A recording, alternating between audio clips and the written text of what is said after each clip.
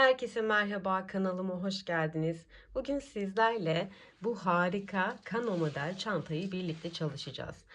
Bu çantayı çalışmamın sebebi daha önceden tek renk çalışmıştım ama sizlerle paylaşımını yapmamıştım. Bu defa malum hepimizin birçok artık ipi oluyor. Bu artık ipleri, artan ipleri değerlendirme projesi oldu bu biraz. Hem yazın cıvıl cıvıl renkler kullanmayı sevenler için çok güzel bir model oldu. Hem de kalan iplerimizi böyle projelerle değerlendirmiş olduk. Ben çok sevdim. Umarım sizler de seversiniz. Çantam hakkındaki fikirlerinizi lütfen yorum kısmında belirtin. Beğenip beğenmediğinizi lütfen belirtin. Şöyle örgü sap kullandım. 16 kat ipten yaptım bunu bu arada. Sağlam olur mu olmaz mı diye soranlar için söylüyorum. Oldukça büyük, geniş bir çanta oldu. Hemen sizlerle ölçüsüne geçeceğim. Yapımını paylaşmadan önce ağız kısmından tam 50 santim arkadaşlar. Şöyle taban kısmından da vereyim sizlere. Şöyle yaparsak daha doğru olacaktır. 40 santim taban kısmı. Şimdi çantamızın boyunu ölçelim. 33 santim diyebiliriz. Şöyle oval taban çalıştım. Çantamın tabanında karışık renkler kullandığım için de bu eğri gibi duruyor gözükmesin size. Tamamen renklerin durumundan dolayı böyle eğriymiş gibi duruyor ama o tam oval bir tabandır. Tabanımın ölçüsünü de sizlere verecek olursam tam 29 santim eni, boyu da 18 santim diyebiliriz. Çantam oldukça büyük, kullanışlı. Astar dikmek isterseniz astar videolarım kısmında astar videom mevcut. Çok kolay bir şekilde dikebilirsiniz. Konuşamadım, heyecanlandım. Bu çanta beni biraz heyecanlandırdı açıkçası. Şöyle bir durum var. Bu çantayı yaparken hiç sıkılmıyorsunuz. Çünkü her sırada farklı bir renk alıyorsunuz. Çantamın yapımına geçmeden önce sizden bir isteğim olacak. Arkadaşlar lütfen kanalıma desteklerinizi esirgemeyin. Beğeni, yorum, abone olmak gibi. Instagram hesabımdan da beni takip edebilirsiniz. Benim anlatımımla yaptığınız projeleri beni etiketleyerek paylaşırsanız sizi hikayeme ekleyebilirim. Hem de destek olur size. Hem ben de görmüş olurum benim anlatımımla çıkan projeleri. Haydi hemen çantamızın yapımına geçelim. Hepimizin evinde böyle fazla fazla artık iplerimiz muhakkak vardır. Benim bir sepet dolusu vardı. Bir tane çanta çıktı. Yani buradan yaklaşık bir 4-5 tane çanta rahatlıkla çıkacaktır. Şimdi çantam için 3,5 milim tığ kullandım. 4 tane de işaretleyiciye ihtiyacımız var. Hemen çantamızın tabanına geçelim. Bulabilirsem inşallah. Bu renkte inat ettim ve buldum. Şimdi tabanımız oval bir taban olacak. Tabanım için 18 tane zincir çekeceğim. Şöyle biraz da ip bırakacağım. Bir tane zincirle sabitliyorum. Şöyle kameramın açısını bir tık daha düzelteyim. 18 tane zincir çekip geliyorum. Şimdi 18 tane zincir çektim. Çantanızın daha büyük olmasını isterseniz bu tamamen sizin başladığınız zincir sayısına bağlı. Bunu daha da fazla ettiğinizde çantanızın tabanı daha büyük olacak. Dolayısıyla çantanızı daha büyük olmuş olacak. Şimdi hemen 18 zincir çektim. Dönüyorum. Bir tane zincire atlıyorum. İkinci zincire bir tane sık iğne yapıyorum. Burası benim başlangıç noktam. Yani başladığım nokta olduğu için buraya bir tane farklı renkte, bakın diğerleri mavi, bu yeşil. Başlangıç noktamı unutmamam için yeşil renk taktım. Aynı noktaya iki tane daha sık iğne yapacağım. 2 ve 3, toplamda 3 tane sık iğne yaptım aynı noktaya. Hemen 3. sık iğneme de işaretleyicimi bu şekilde takıyorum. Oval taban yapmayı bilenler 18 zincirle direkt başlayabilirler. Daha sonra tüm zincirlerimin tekli lobuna bakın. Şu arkada kalan tek loblarına birer tane sık iğne yapıyorum sıra sonuna kadar. Bu şekilde sıramın sonuna kadar sık iğne yaptım. Sonuncu zincirime de 3 tane zincir sık iğne yapacağım. İlk sık iğneme bir tane işaretleyicimi takıyorum bu şekilde ve kalan 2 taneyi de yapmaya devam ediyorum. 2 ve 3. Üçüncüye de hemen işaretleyicimi takıyorum. Bu noktalar, işaretleyicimi takacağım noktalar artırma noktalarım olacağı için karışma olmaması adına bunları belirtiyorum. Hemen sık iğnelerimi yapmaya devam ediyorum. Burada şunu da göstermek istiyorum. Artık burada ipi de yürütüyoruz. Çantamda tüm noktalarında ip yürüterek gittim ben. Çantam hem daha tok oldu hem de ince görüntü olmadı. Kalın bir görüntü oldu. Artık iplerimi daha fazla değerlendirmiş oldum. Böyle ip yürüterek gittiğimizde gerçekten daha şık duruyor sık iğne. Daha kalın, daha tok duruyor. Bu şekilde bakın, bu ipi bırakmamın sebebi buydu. Sıramın sonuna, yani işaretleyicimin olduğu yere kadar örüp geliyorum. Şimdi işaretleyicimin olduğu noktaya kadar ördüm. Burada ne yapmıştık? Bir tane noktaya 3 tane sık iğne yapmıştık. Şimdi her bir sık iğneye ikişer tane daha şöyle sık iğne yapacağız. Yani çift çift artacağız. Şöyle burayı çok sık yaptığım için biraz iki tane batıyorum. İlk yaptığım sık iğneme işaretleyicimi tekrardan şöyle taktım. Bakın 3 tane batmıştım. Birine 2 tane sık iğne battım. Ortadakine de şimdi tekrardan 2 tane sık iğne batıyorum. 1 ve 2. Şimdi diğer işaretleyicimin olduğu yere geldim. Bunu da çıkarıyorum şöyle. Buraya da 2 adet sık iğne yapıyorum. 1 ve 2. İkinciye hemen tekrar işaretleyicimi taktım. Yanlış ip almışım. Çok pardon. Yürüteceğim iple örmüşüm. Hemen düzeltiyorum. Bakın sonuncu sık iğneme de işaretleyicimin olduğu 2 tane sık iğne yapıyorum. Burada ne yaptım? Her noktada çift çift artırma yapmış oldum. Son battığıma da işaretleyicimi tekrardan takmayı unutmuyorum. Bu şekilde.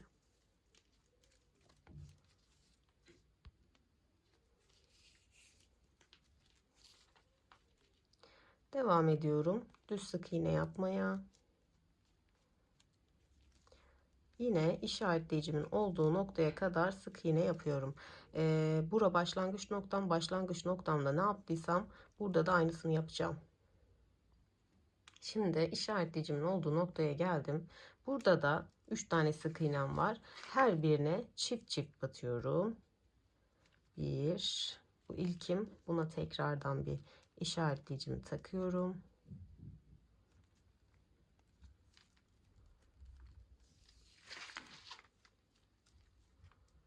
Aynı noktaya bir tane daha sık iğne yaparak ikiye tamamlıyorum. Şimdi tekrardan bir sonraki sık iğneye 2 tane sık iğne yapıyorum. 1 ve 2.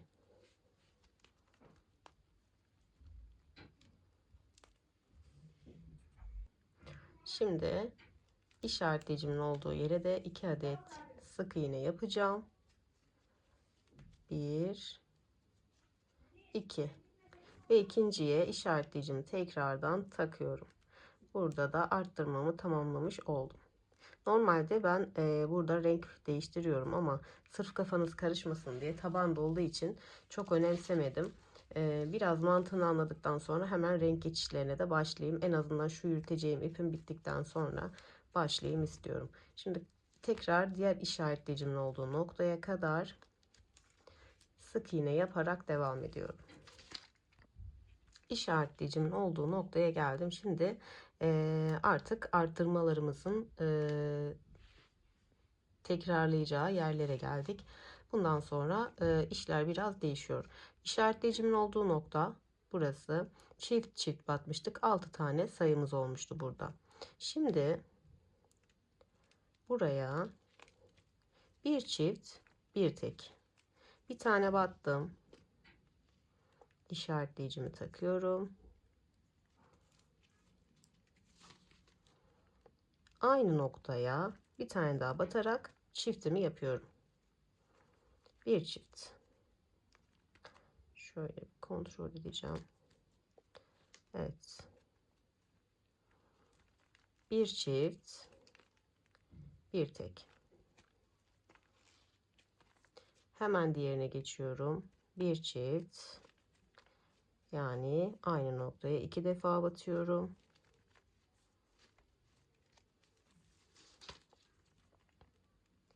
Bir tek.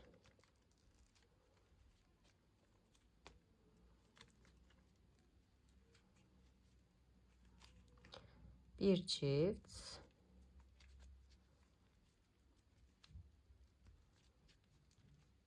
İşaretleyicimin olduğu noktaya da tek batıyorum. Çiftle başladım, tekle bitiyorum.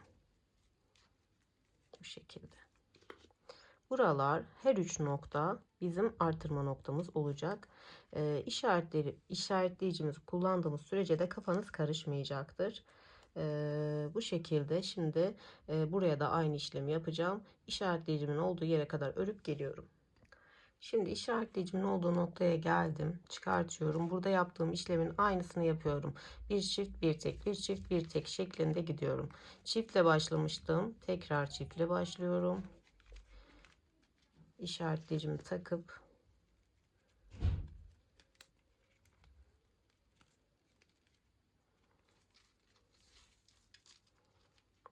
ikinciyi de yapıyorum. Çifte tamamlıyorum burayı. Sonra bir tek. Şimdi bir çift.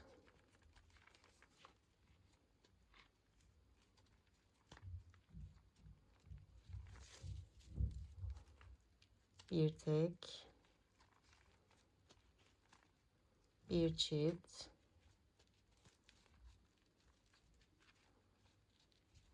İşaretleyicimin olduğu noktaya da son tekimi yapıyorum. Bu şekilde.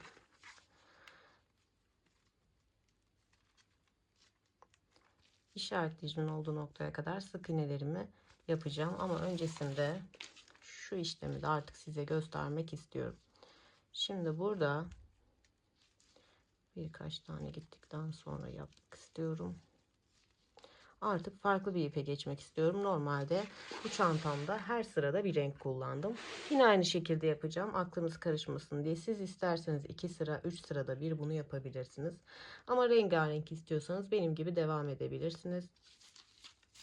Hemen şöyle beyaz elimin altındaydı.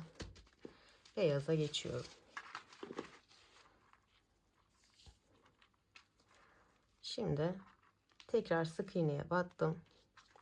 Şu beyaz ipimi bir miktar bırakıyorum. Şu beyaz ipimi de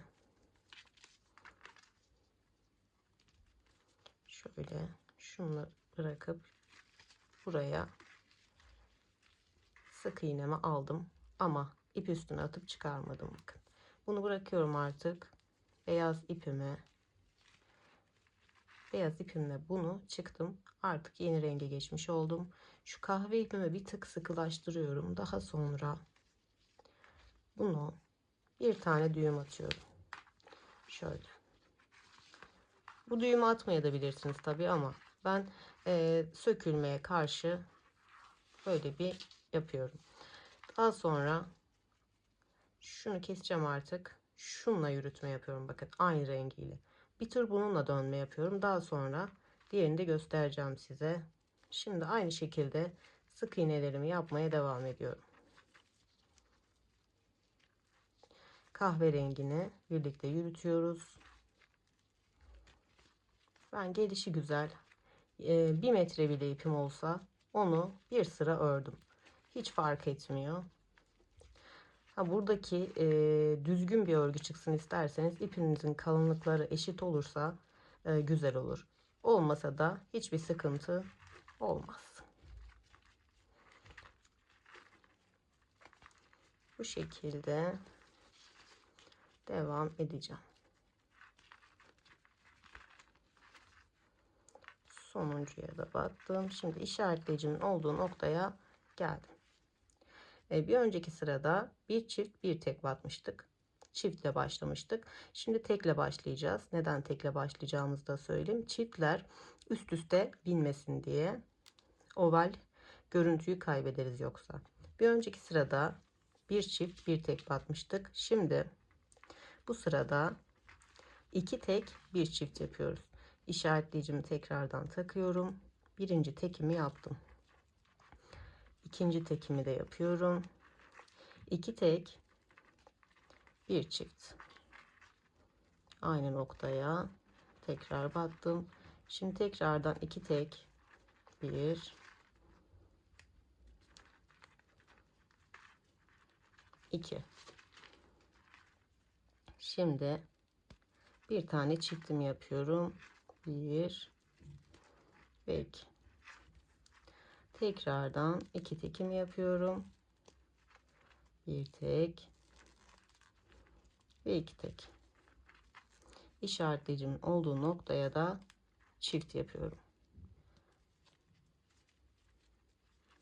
Bir çiftimi yaptıktan sonra da tekrar işaretleyicimi takıyorum. Ne yaptım? Tekle başlayıp çiftle bitirdim. Yine işaretleyicimin olduğu noktaya kadar sık iğne yapıp geliyorum. İşaretleyicimin olduğu noktaya geldim. Burada yaptığım işlemin aynısını karşıda da yapıyorum. Ne yapmıştık? İki tekle başlamıştık. Tekrar iki tekle başlıyoruz.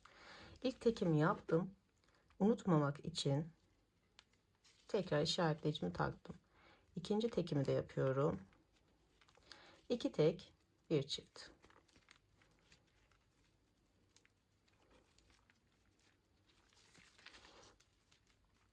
Şimdi iki tane tekimi yapacağım.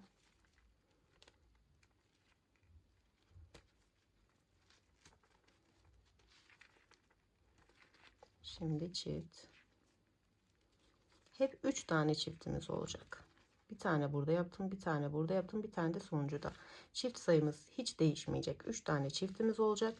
Sadece tek sayımız değişecek.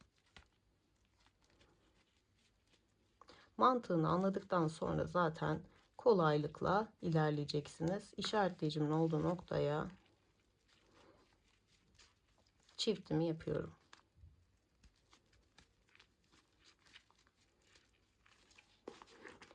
Tekrar sonuncuya da işaretleyicimi taktım.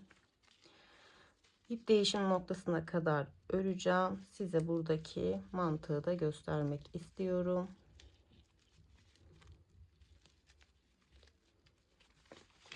Şimdi ben burada ip değişimi yaptım. Aynı yerde yapmıyorum. Dönüp tekrar buradan yapıyorum. Sürekli bir farklı yönde yapıyorum. Şimdi burada artık beyaza geçiyorum. Beyaza geçtiğim için de bu kahve ipi yürütmüyorum. Bir miktar bıraktığım beyaz ipimi yürütüyorum. Artık kahveyi burada kesebilirsiniz. Beyazın içinden kahveyi yürütemeyiz. O yüzden beyaz ip bağlarken bir miktar bırakıyorum. Yürüteceğim şekilde. İşaretleyicimin olduğu noktaya kadar yapıp geliyorum. İşaretleyicimin olduğu yere geldim. Farklı renk benim yeni sıra başlangıcım oluyor demiştik. Şimdi burada biraz size mantığını anlatmak istiyorum. Her sırada 3 çift sayımız oluyor. 3 çift sayısı hiç değişmiyor. Sadece tek sayılarımız değişiyor. Yani ne yaptık? 1 tek 2 çift, 2 tek 2 çift, 3 tek 2 çift, 4 tek 2 çift, 5 tek 2 çift olacak şekilde ilerleyecek bu. Sadece başlangıçta çiftlerimiz üst üste gelmesin diye bir sırada tekle başlıyorsak diğer sırada mutlaka çiftle başlamalıyız. Bu ayrıntı çok önemli. Biz bir önceki sırada iki tek bir çift yapmıştık. Tekle başlamıştık. Şimdi bu sırada bir çift, 3 tek devam ediyoruz. Yani her yeni sırada tek sayımız bir tane artacak. Bir çiftimi yaptım. İlk yaptığım sık iğneye işaretleyicimi bu şekilde taktım. 3 tane tekimi yapıyorum. 1 2 3. Hemen çiftimi yapıyorum.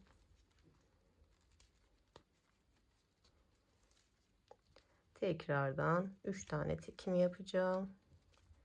1 2 ve 3. Ah pardon.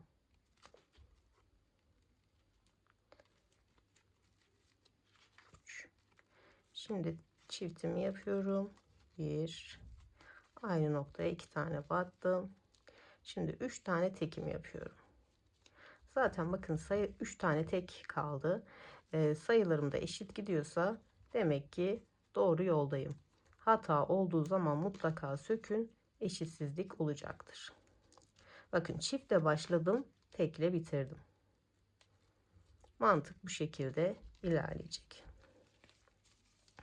Şimdi burada yeni ip geçişimiz olacak. Onu da sizlere hemen gösteriyorum.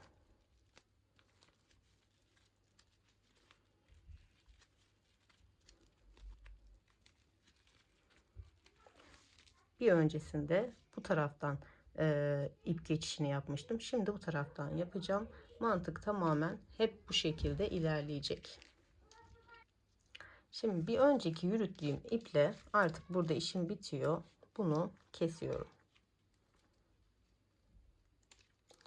Daha sonra yeni ipimi bu şekilde aldım. Bunu tığımın arkasına bıraktım ve geldim. Artık beyaz ipimi de bırakıyorum. Yeni ipimi alıp buraya bir sık iğne yapıp beyaz ipimle sıkıştırdım. Burada isterseniz bağlayabilirsiniz. İsterseniz bağlamadan da devam edebilirsiniz. İp yürüteceğiniz için bir sıkıntı olmayacaktır. Ben bağlama taraftarıyım. Bağlıyorum genelde garantici olduğum için. Bu şekilde. Beyaz ipi beyaz sıra olduğu için bu sırada yürütüyoruz. Bu şekilde.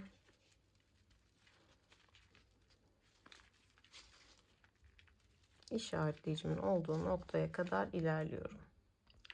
İşaretleyicimin olduğu noktadayım. Bu noktada yaptığım aynı arttırmaları şimdi burada da yapacağım. Çiftle başlamıştık. Bir çift, 3 tek şeklinde ilerlemiştik. Bir çift. İlk yaptığım sık iğneme tekrar işaretleyicimi takıyorum.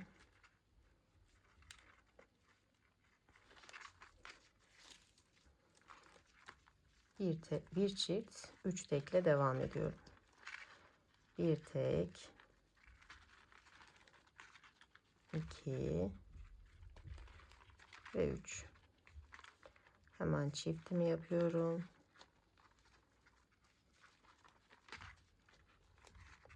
Yine 3 tekimi yapacağım.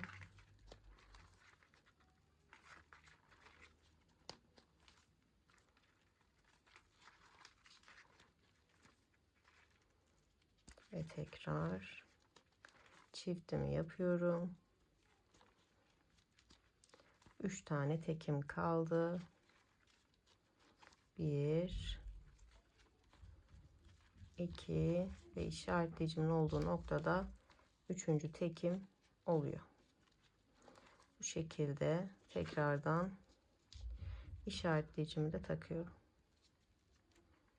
Şimdi burada artık mantık olarak anladığınızı düşünüyorum. Eğer anlamazsanız oval taban videom var. Oradan bakarak yapabilirsiniz yine. Şimdi burada mantık tamamen böyle ilerliyor. Bir çift 3 tekliye gittik. Yeni sıraya geliyorum. Bir önceki sırada bakıyorum çiftle başlamışım. Çift 3 tek yapmıştım. Hemen yeni sırada o zaman 4 tek bir çift. 4 tek bir çift olarak gidiyorum. Aynı işlemi karşıda da yapıyorum. Daha sonra bir sonraki sırada bir çift 5 tek. Aynısını burada da yapıyorum. Bir sonraki sırada 6 tek bir çift. Böyle böyle gidiyor. Ta ki bu şekilde tabanımız büyüyene kadar.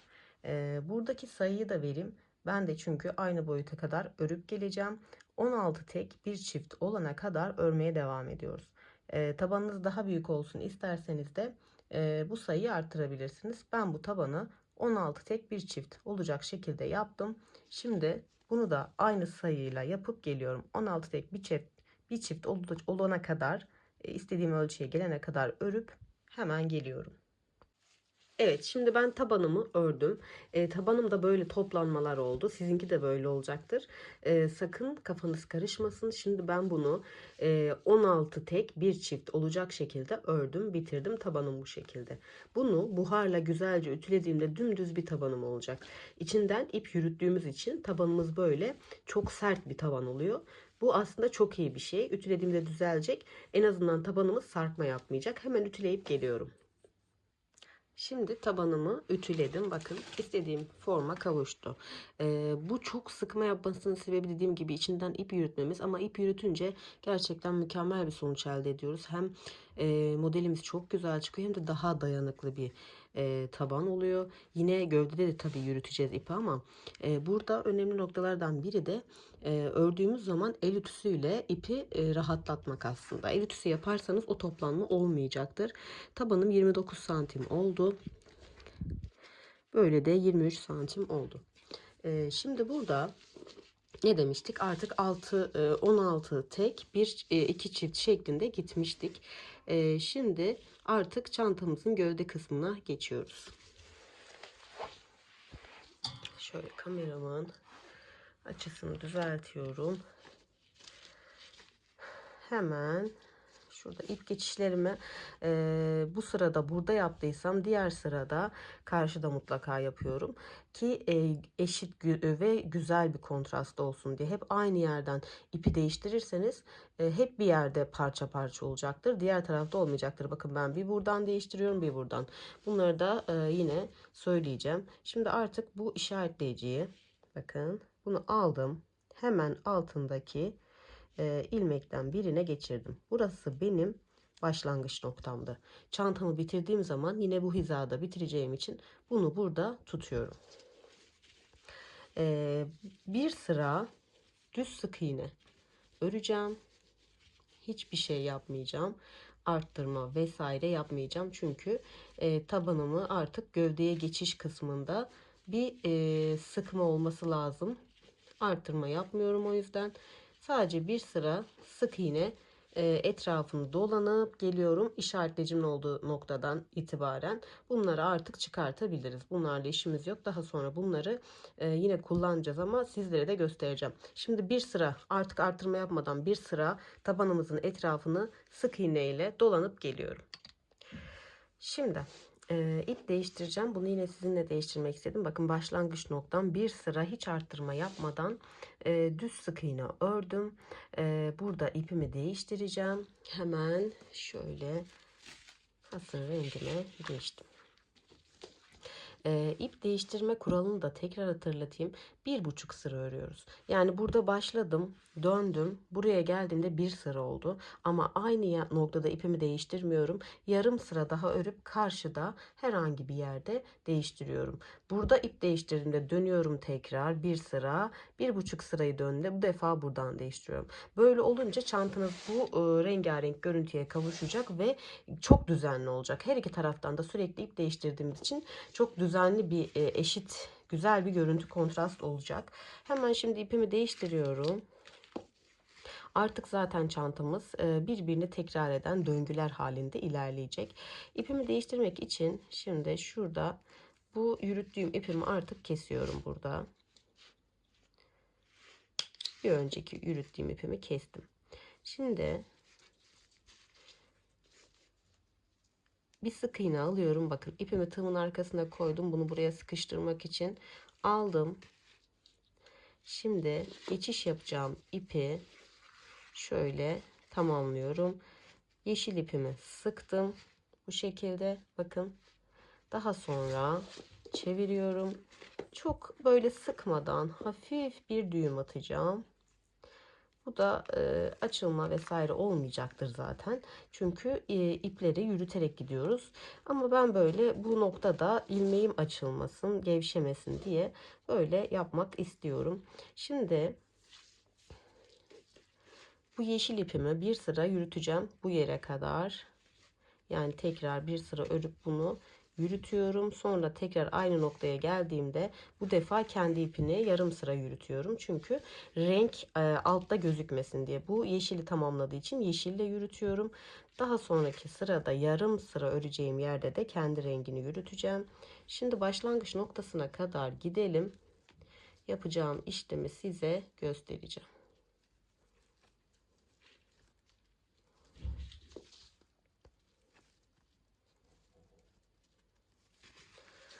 Şöyle iğnelerimi de şu arttırma noktaları oluyor çift çift battığımız. Buradan oraya battım. İşaretleyicimi taktım. Buradan da yine böyle bakarak çift battığınız noktayı bulursunuz. Buraya battım. Çünkü artık Kano model çantamız. Kano modelde arttırmalar sadece köşe noktalarda oluyor. Şimdi ben bu işaretleyicimin olduğu bura başlangıç noktam. Bunu hiçbir zaman çıkarmayın. Arttırma yapacağınız sıraları en azından kafanız karışmadan da kontrollü gidebilirsiniz. Şimdi bu noktaya kadar örüp geleceğim.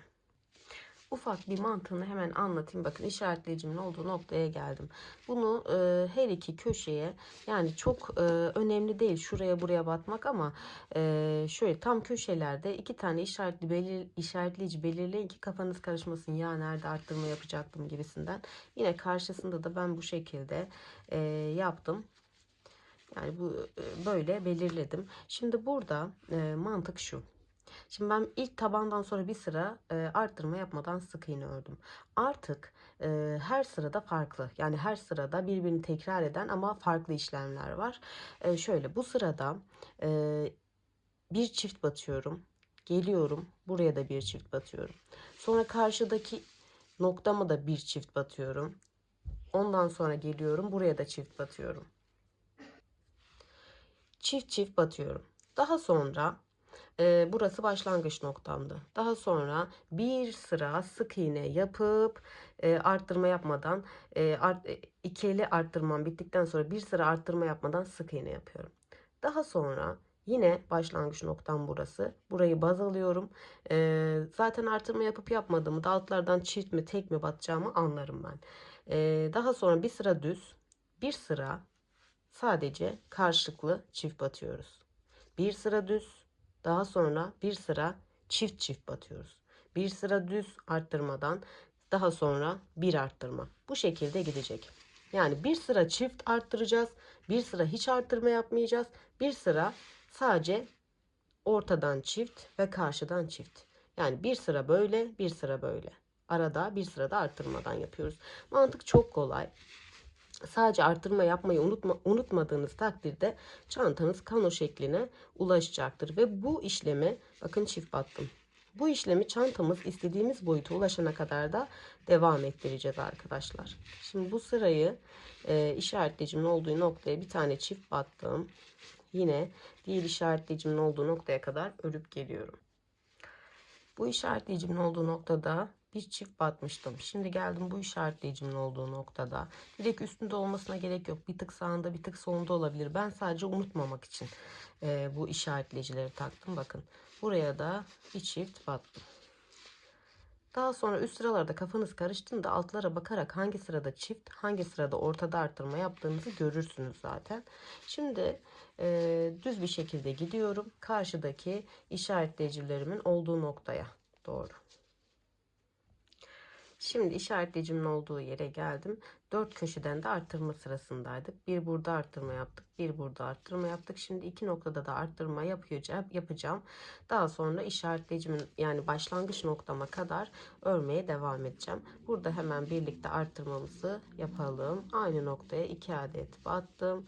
Sonra düz örüyorum. İşaretleyicimin olduğu noktaya da çift battıktan sonra başlangıç noktama kadar örüp geliyorum. Şimdi size bunu da göstereyim. Bakın burası ip geçiş noktam. Burada maviyle yürütüyordum. Şimdi burada artık mavi bitti. Kahveyi alıyorum. Altta bıraktığım kahveyi. İp geçişlerinde muhakkak biraz ip bırakıyorum. Muhakkak ördüğüm her örgünün içinden de ip geçiriyorum. Daha tok bir görüntü oluyor bakın. Maviyi geçirseydim içinden mavi gözükecekti. O yüzden bir sıra mavi geçirdim. Çünkü altı mavi olduğu için. Mavi ya da yeşil renk pardon. Şimdi bıraktığım ip geçişi yaparken bir miktar bıraktığım ipi birlikte yürütüyorum. Artık şu maviyi de şuradan şöyle kesiyorum. Hiçbir çirkin görüntü olmuyor çantamızın içinde. Yani astar bile gerektirmeyen bir çanta olacak. Yine de isteğe göre astar tabii ki yapılabilir. Videolarım kısmında astar videom da var. 2 tane çok kolay bir şekilde yapabilirsiniz. Şimdi işaretleyicim, turuncu işaretleyicim neydi? Benim başlangıç noktamdı. Yani ben arttırma sıramı bitirmiş oldum. Ne yapacağız? Bir sıra arttırma yaptık. Bir sıra düz öreceğiz. Düz sık iğne örüyorum. Bir sıra düz sık iğne ördükten sonra ortadaki yani ikili arttırma, tam köşelerde yapacağım arttırma, onu da bir size gösterip daha sonra çantamızı istediğimiz boyuta kadar öreceğiz. Evet, bir sıra düz sık iğne arttırma yapmadan ördüm arkadaşlar. Ne diyorduk? Bir sıra arttırma yapıyorduk, bir sıra düz örüyorduk. Bir sıra 4 köşeden arttırma yapıyorduk, bir sıra 2 köşeden arttırma yapıyorduk. Şimdi bir sıra düz sık iğne ördüm. Bakın başlangıç noktam buraydı. Yine tam orta köşeye geldim. Buraya bir tane çift yapıyorum. Yani burada sadece tam köşe noktalarında artırma yapıyorum. 4 köşeden değil, 2 köşeden. Bir sıra 2 köşeden, bir sıra düz, bir sıra 4 köşeden, bir sıra düz şeklinde artık çantamız bitene kadar bu şekilde olacak. Şimdi ben burada bu köşeden bir tane çift battım arkadaşlar. Hemen geldim karşı buraya geldiğimde burada da bir tane çift arttım. Daha sonra bir sıra düz ördüm. Başlangıç noktamı baz alarak bir sıra düz ördüm. Daha sonra düz ördükten sonra 4 köşeden arttırma yapacağım. Bir sıra düz öreceğim. 2 köşeden arttırma yapacağım. Bu şekilde gide çantamız kano şekline böyle gelecek. Bakın ben burada şöyle sizlere de göstereyim. Kuş gözü açtım. Kuş gözü açmak çok kolay. Bunun aparatları vesaire hep satılıyor. Bende de var. Ya da yoksa bütün çanta malzemeleri aldığınız çantacılar, işte dikiş yapan terzilerde falan oluyor bunlar. Kolaylıkla yaptırabilirsiniz. Ya da kuş gözü olmadan hazır çanta sapı kullanabilirsiniz. Örgü çanta sapı kullanabilirsiniz. Dikebilirsiniz. Ben bu kuş gözüne kadar yapacağım. Yapıp geleceğim. Şimdi size onun ölçüsünü de vereyim. Ne kadar öreceğinizin, eğer kuş gözü yapacaksanız ne kadar öreceğinizi de söyleyeyim sizlere. Tabanımdan baz alıyorum. Tam 29 santim örmüşüm. Daha sonra kuş gözünü bırakmışım. Kuş gözü bırakmayı size göstereceğim. Yapmak istemeyenler dümdüz ondan birkaç santim daha fazla örüp artık çanta sapına geçebilirler. Ama ben buraya kadar örüp gelip size detayları hemen anlatıyorum. Evet hanımlar, şimdi ben çantamı istediğim boyuta kadar ördüm. Kenarlardan artırmamı yaptım. Kano şeklimi verdim. Ne yapıyorduk? Bir sırada yanlardan sadece çift batıyorduk. Bir sıra artırmadan örüyorduk. Bir sıra dört kenardan yani şöyle arttırıyorduk. Şimdi ben ördüm. Size ölçüde verecek olursam şimdi detaylarını söyleyeyim hemen sizlere. Şu tabandan itibaren tam 28 santim, diğeri 27 santimdi. Bu ölçü tamamen size kalmış. Şimdi ben kuş gözü deliği bırakacağım. Şurada yaptığım gibi kuş gözü bırakacağım. Eğer kuş gözü yapamıyorsanız ya da yakınlarınızda kuş gözü yapabilecek bir mağaza yoksa, ya ipçiler falan açıyor bunu, rahatlıkla bulabilirsiniz. Ben de kuş gözü makinesi var, ben onunla açacağım. Size onu da ufak bir göstereceğim bu arada. Şimdi ben işaretleyicilerimi ekledim. Eğer kuş gözü açmayacaksanız 4-5 sıra daha örüp ya da çantanızı istediğiniz boyuta kadar örüp daha sonra hazır saplar kullanabilirsiniz. Bu tamamen sizin zevkinize kalmış. Şimdi ben çantamı iki köşeden işaretledim. Daha sonra hem burayı hem burayı saydım. İki tarafta da eşit sayılar olacak. Benim 97 sıra geldi. Her iki tarafta 97 var. Şunlarla birlikte 98, 99 var. Şöyle söyleyeyim. Şimdi burayı işaretledim. Her iki tarafta eşit sayım var. Daha sonra buradan 25 tane saydım. İşaretleyiciden sonra 25 tane saydım. Bir tane daha taktım. İki tane atladım. Bir tane daha taktım. Buraya kuş gözü deliği bırakacağız. Aynı şekilde buradan 25 saydım. Aynı şekilde taktım. Karşıda da aynı işlemi yaptım. Şimdi şu ayrıntıya hemen geçeyim. Şura benim başlangıç noktam, bakın. Şu işaretleyici, bunu hiç çıkarmadım. Bura benim işaretleyici noktam. Buradan başladığım için üste çıkmaya yine buradan bitireceğim. O yüzden bunun başlangıç noktam bura olduğu için hemen şöyle tığımı alıyorum.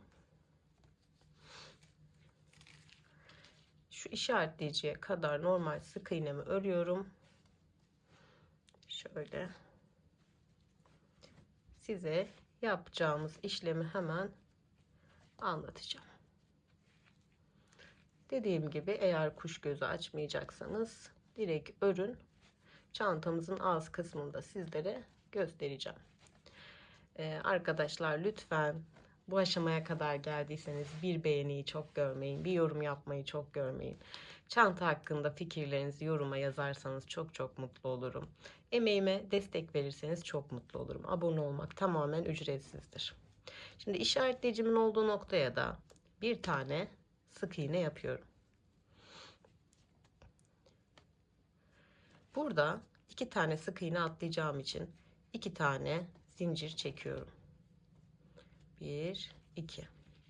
Diğer işaretleyicimi de çıkarıyorum burada. İki tane sık iğne atlıyorum. İpimi de şöyle arkaya alıyorum. Buraya da sık iğnemi yaptım. Bakın burada bir delik oluştu. Şöyle sık iğne yapmaya devam ediyorum. Burada yapacağımız işlem tamamen bu. Bu ortadaki işaretleyicilerimiz, ben sayılarını eşit bir şekilde saymak için koydum. Bunlara ihtiyacımız yok artık. Size göstermek için yaptım. Şimdi gelip burada da aynı şekilde yapıyoruz. İşaretleyicimin olduğu yere sık iğne yapıp iki zincir çekip diğer işaretleyicimin olduğu noktaya batıyorum. Aynı şekilde yine burayı da yapıp yine başlangıç noktama kadar geliyorum. Şu detayı da söylemek istiyorum. Şimdi ben köşelerde tek arttırma sırasındayım. Bu tek arttırmayı da yapacağım. Şöyle bu detaylara önem gösterin. Çantamızın az kısmı güzel olsun diye. Bu tek artırmayı yaptıktan sonra artık zaten bu deliği açtıktan sonra 3 sıra gideceğim. Son tek artırmamı yapıp artık artırma yapmıyorum çantamın ağız kısmına. Bunu da belirteyim. Çantamın kuş gözü deliklerini bitirip geliyorum. Evet, şimdi bütün kuş gözlerini açtım. Bakın şöyle göstereyim. Başlangıç noktasına geldim. Bu ip önemli değil. Kuş gözünün altında kalıyor zaten. Eğer kuş gözü açacaksanız dediğim gibi. Şimdi iki zincir çektiğimiz noktaya kadar örüyorum. Şöyle bakın ördüm. Şimdi bu da benim iki zincir çektiğim nokta. Buraya da iki tane sık iğne yaparak tekrar devam edeceğim. Artık çantamızda artırma yapmıyoruz. Düz çıkıyoruz. Zaten 3 sıra çıkacağız. Daha sonra çantamızın ağız kısmına ve sapına geçeceğiz. Bakın burası böyle oldu. Şöyle bir ufak nokta açıldı. Buraya da şöyle size ufaktan göstereyim. Hazırda varsa. Buraya böyle bunlar kaç milim diye geçiyor bilmiyorum ama zaten deliğe göre takıyorlar. Şöyle takacağım bunları. Şimdi ben diğer noktalara da aynı şekilde iki zincirlik noktalara iki sık iğne batarak sıranın sonuna kadar devam edeceğim. 3 sıra ördükten sonra da artık çantamın ağız kısmını yapacağım. 3 sıramı örüp geliyorum. Evet, şimdi çantam bitti. Bakın şöyle boyutu da tam istediğim gibi oldu. Şimdi şöyle bakın 1, 2, 3. Deliği bıraktıktan sonra 3 sıra gittim. Şimdi burası benim başlangıç noktam. Başlangıç noktam olduğu için burada bitmek zorundayım.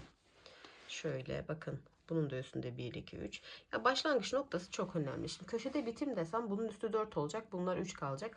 O yüzden nerede başladıysak orada bitirmek zorundayız arkadaşlar. Şimdi çantamızın ağız kısmına şöyle ters sık iğne dediğimiz yöntemi şu çantamda göstereyim hemen sizlere.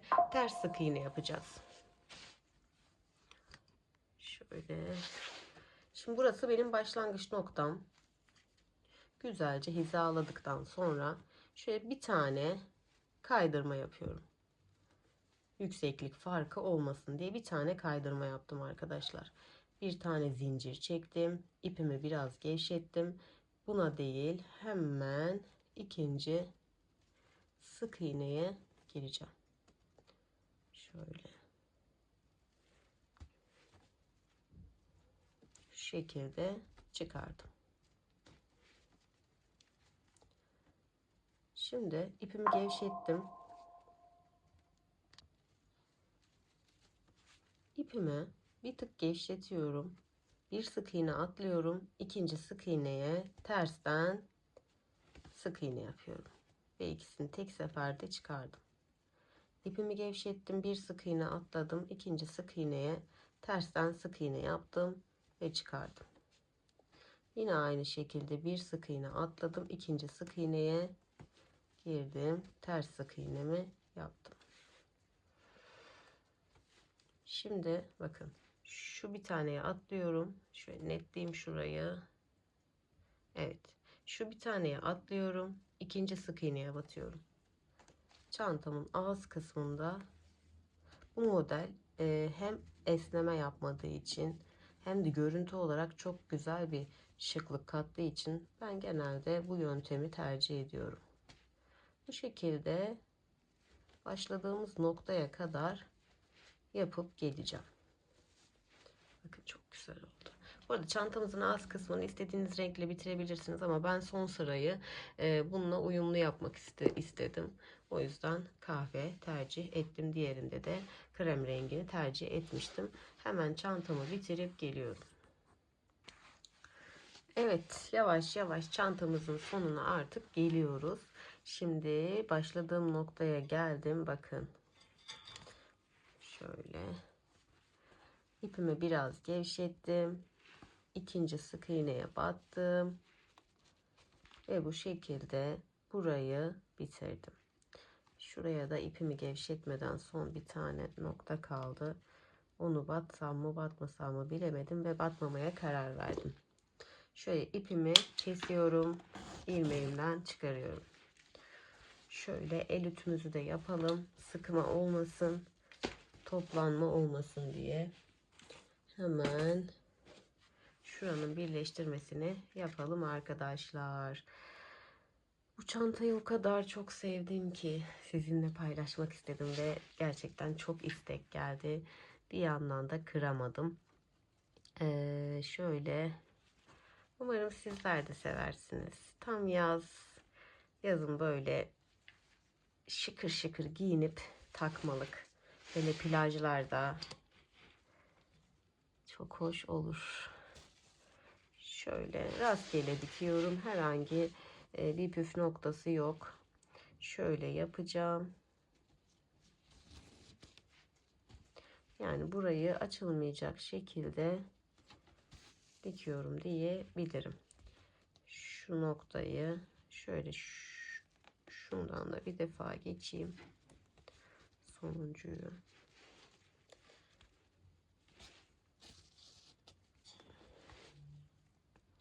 Daha sonra içe alıp ipimi gizliyorum. Şöyle şurayı biraz eşitlemem gerekiyor. Başlangıç noktasını.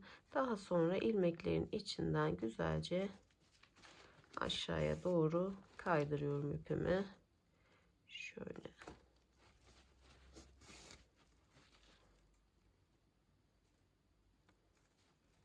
İğnem bir tık kalın.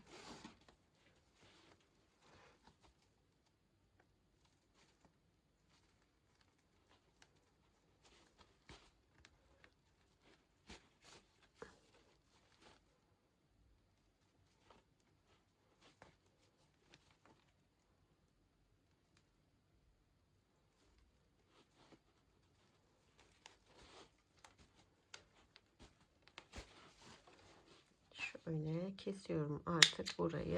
Şunu da yürüteceğim. Bu zaten içinde yürüttüğüm ipti. Son sırada ip yürütmediğim için orada kaldı o. Şöyle bakın. Şimdi bu aşamada artık ağız kısmı çok güzel oldu. Renk çok yakıştı. Bu aşamada artık bunu çantamı iç kısımdan formunu bozmadan buharla tabanını ve gövdesini güzelce ütülüyorum. Daha sonra kuş gözü takmak için hemen geliyorum. Çantamızı buharla içten ütüleyelim. Evet, şöyle ben kuş gözlerini hazırladım ama bir taneyi sizlerle birlikte yapmak için bıraktım. Yani tabii bu işle uğraşıyorsanız bence bu makineden almalısınız. Almak isteyenler bana Instagram'dan yazabilir. Fiyatı da gayet uygun, yani ömürlük bir kullanıma sahip bir makine. Bakın kuş gözünü açtım.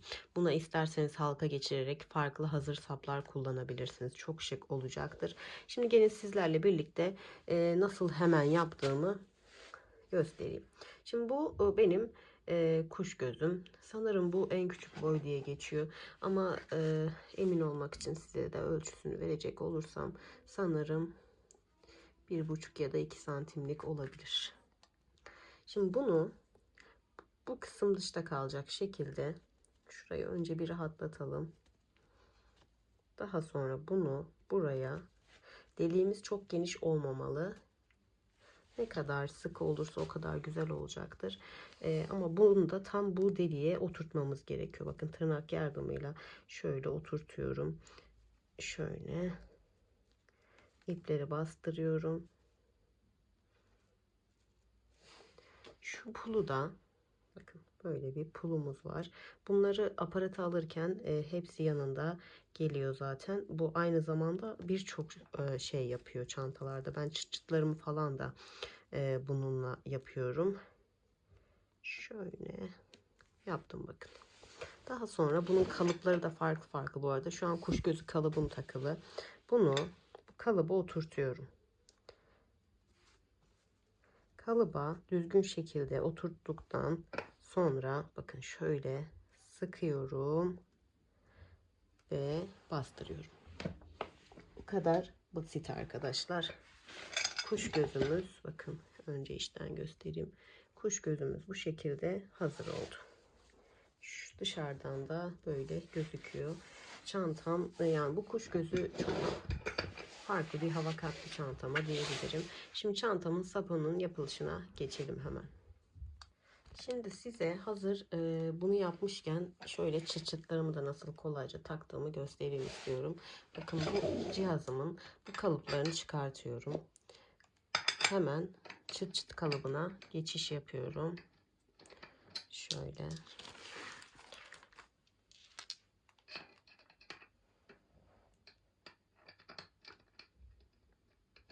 Çok kolay bir şekilde zaten bir kullanımda bile rahatlıkla öğrenebiliyorsunuz.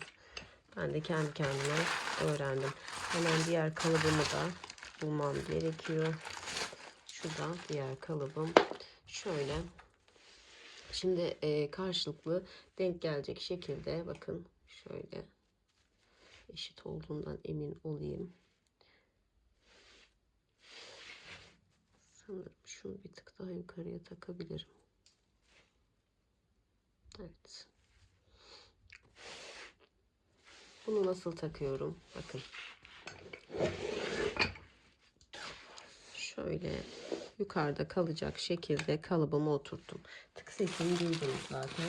Bunun da minik arka kapatmaları var. Onu da hemen bulabilirsem. Şöyle minik arka aparatları var. Bunu da bu vidaya, çıt çıtımızın vidasına oturtuyoruz. Daha sonra böyle basıyoruz. Minik bir böyle tık sesi geliyor ve çıt çıtımız hazır oluyor. Bakın bu şekilde çıt çıtımı 2 saat dikmekle uğraşmadım. Şimdi hepsinin kalıbı farklı dediğim gibi. Diğer taraftaki çıt çıt içinde bu kalıbı oturttum.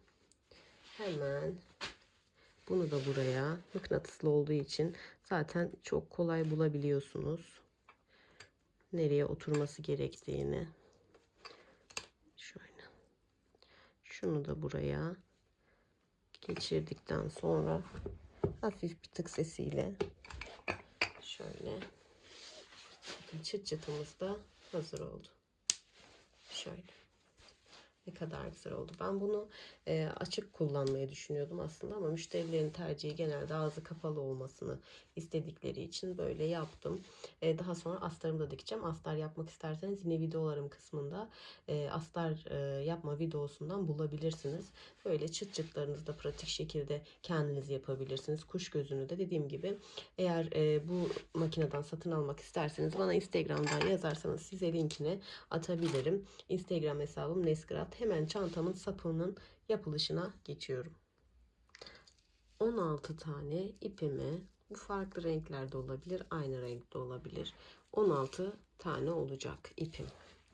Bunu bu şekilde delikten geçireceğiz. Şöyle geçmeyenleri hemen tek tek geçirmeye çalışacağım. Bunu geçirip geliyorum. Zamanınızı almayayım diye hemen geçirip geldim. 16 tane ipim var. Dediğim gibi çantamda kullandığım iplerin aynısı. Şöyle bakın. Burada bir tane düğüm atacağım. Daha sonra bunu böyle sıkıştırıyoruz bu düğümü. Daha sonra da tek tek bu ipleri kopmayacak şekilde düğümümüzü sıkıştırmak için şöyle çekiştiriyoruz. Bu detaylar önemli, yoksa düğümümüz çirkin görünecektir. Ama dikkatli çekmenizi tavsiye ederim. Bazı ipler biliyorsunuz çok hassas olabiliyor. Yoksa tekrar baştan düğüm atmanız gerekebilir. Şöyle.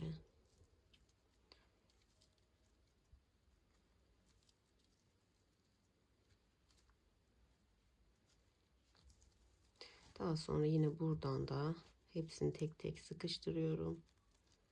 Siz de bu detayları görün istiyorum. Yoksa düğüm atıp direkt bıraktık mı güzel olmayacak. Şuranın sıkışması gerekiyor. Şöyle.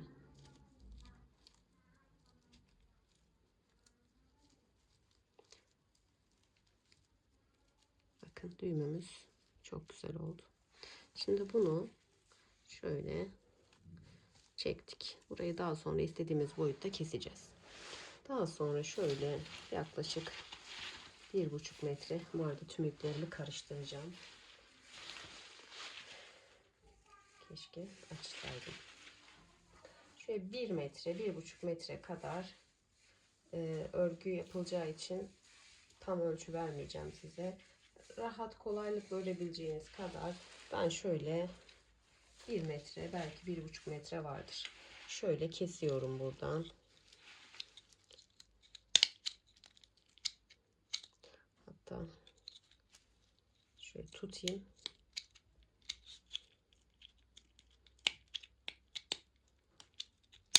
Şöyle kestim.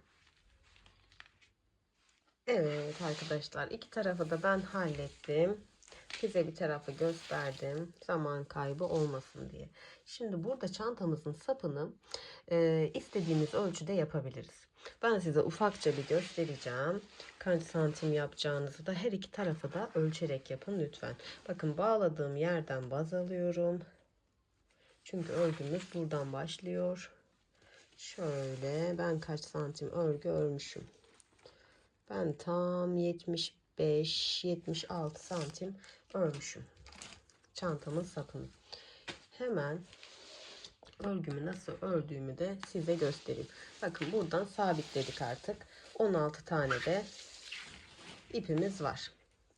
Şimdi şöyle yapacağım. Bunları dörder gruplara ayırıyoruz. 1, 2, 3, 4 ayırdım. 1, 2, 3, 4 ayırdım. Renkler önemli değil. 1, 2, 3, şöyle 4. Bunları dörder gruplara ayırdıktan sonra örgü tekniğimize hemen geçiyoruz. 1, 2, 3. Bunun bir tanesi 4. Tamam. Şimdi normal örgü öreceğiz. şu dörtlü grubu aldım. Bunun üstünden geçirdim. Geldim buraya. Bunu da bunun üstünden geçirdim. Normal 3 taneyi normal ördüm, anlayacağınız. Daha sonra bakın şurada dörtlümüz kaldı. Bunu hiçbir zaman üstten almıyoruz. Bunu alttan, bu dörtlü grubu aldım. Şimdi bu üçlüyü öreceğiz. Bunu ördüm önce. Daha sonra bunu ördüm. Bakın. Yine bunu alttan aldım. Bunu sola attım. Tekrar bunu aldıktan sonra önce sağdakini örüyorum. Sonra yeni aldığımı örüyorum. Bu şekilde. Şimdi tekrar diğer sola attığımı aldım. Bunu sola attım. Önce sağdakini örüyorum. Bunu üste atıp örüyorum. Bu şekilde. Örgümüz çok basit. Şimdi tekrardan soldakini alta koydum.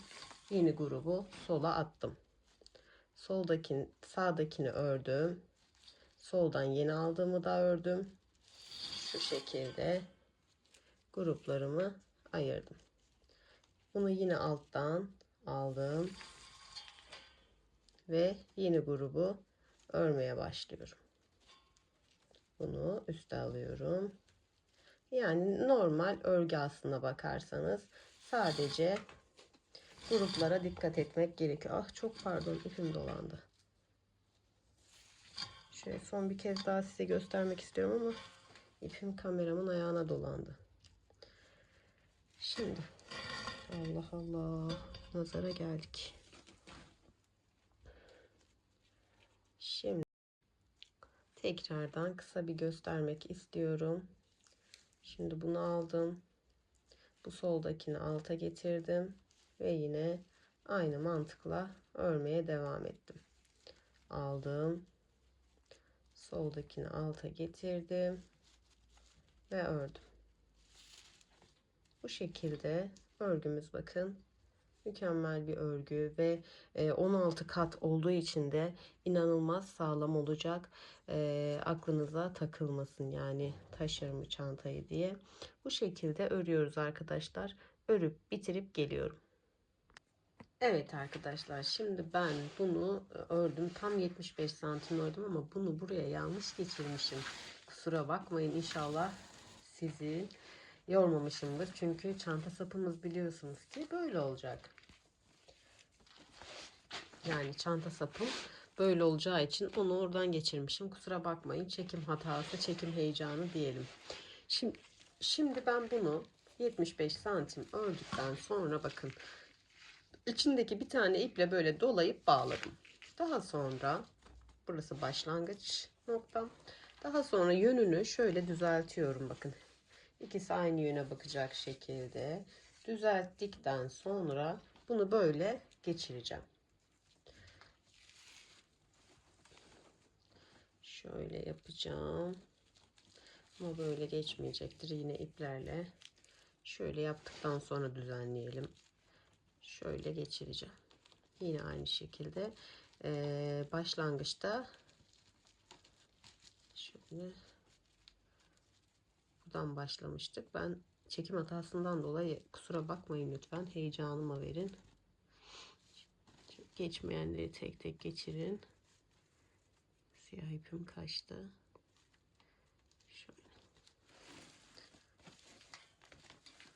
Şöyle güzelce sıkıştırıyoruz şimdi bunu. Evet. Şimdi yönlerinin doğru olduğundan önce bir emin oluyorum. Şunun, evet bunda.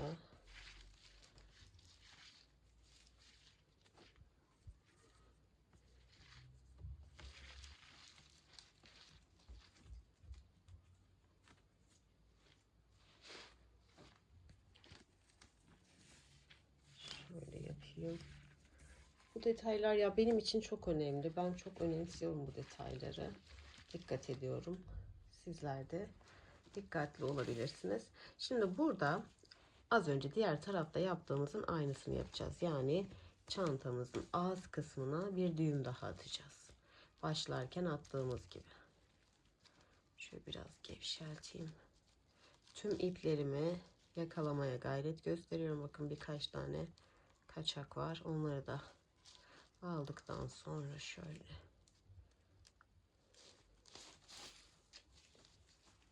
Daha sonra tam bakın bitirdiğim noktada düğümü atmak çok önemli.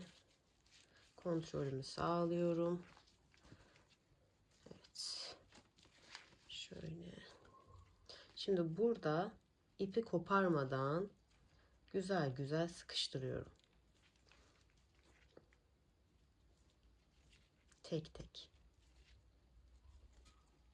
Diğer taraftan sıkıştıramayacağımız için buradan güzelce yapmaya gayret edelim.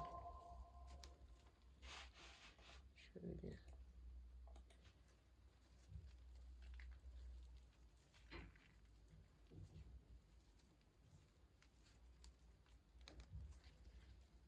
Bu ayrıntılar ufak ama gerçekten çok önemli ayrıntılar. Bakın düğümümüz bu şekilde oldu. Böyle birkaç tane gevşek görünenler var. Onları da düzenleyip keseceğim.